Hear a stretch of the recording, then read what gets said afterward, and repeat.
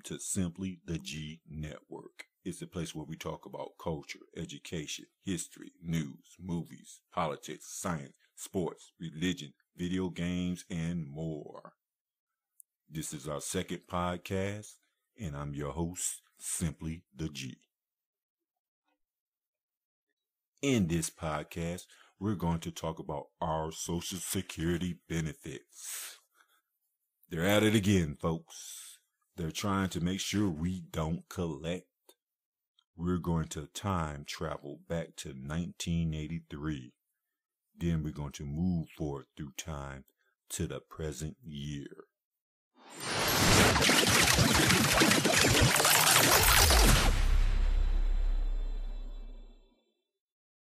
We have arrived at our destination. The year of Reaganomics. Reagan kept referring to Social Security as a welfare program. It's a welfare program for who? Let's keep the math simple. Let's keep the rules simple. Let me be clear. Social Security was pretty solid at the time. It would have run smoothly for 20 more years until the baby boomers generation started to retire. Even with collecting less taxes than benefits being paid out at the time when baby boomers started to retire, the trust fund would have continued to accumulate interest and growth to the year 2025. And that would have been more than adequate to pay full benefits for the next 26 years. Did you hear what I just said? I don't think you did. So, I'll repeat myself.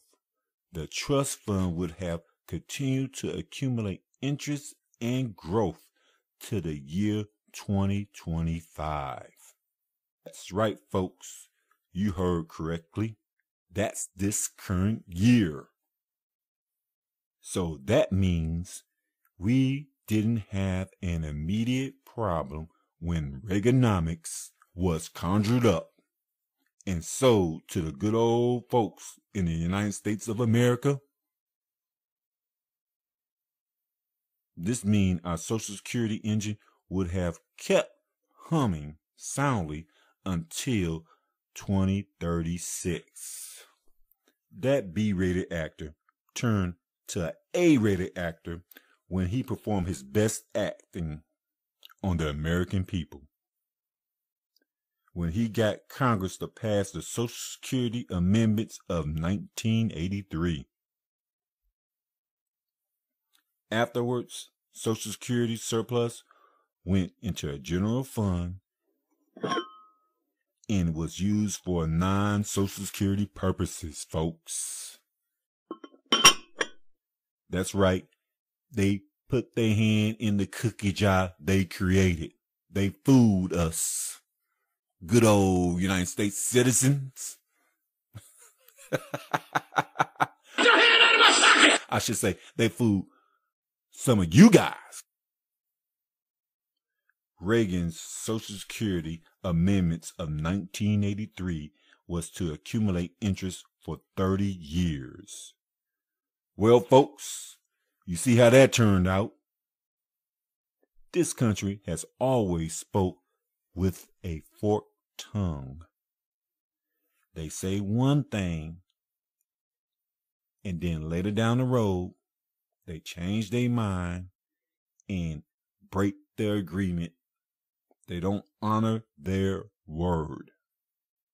They did this to the Native Americans, and they done it to us foundational Black Americans.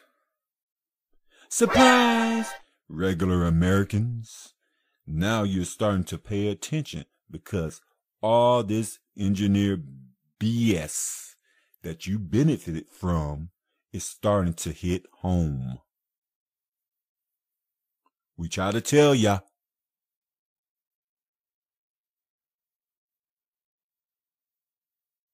Anyway, no group of people are a monolith. So, if they're not part of the pack, you shouldn't get offended by that statement.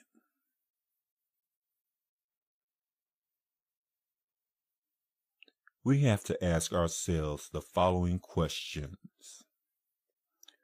Why has every president since continued with Reaganomics?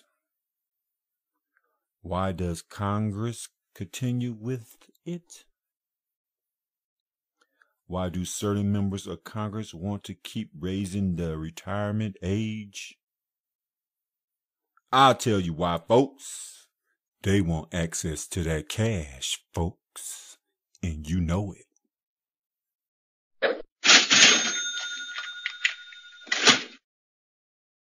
Don't believe me? A new proposed Trump policy is being floated around that would make it even more difficult for us to collect our Social Security benefits if enacted. I know what you're thinking. Why do you say that simply, the G? That policy would cut back on major fraud that occurs. Okay. So we have to ask ourselves the following question. How much waste, fraud, and abuse is there in Social Security?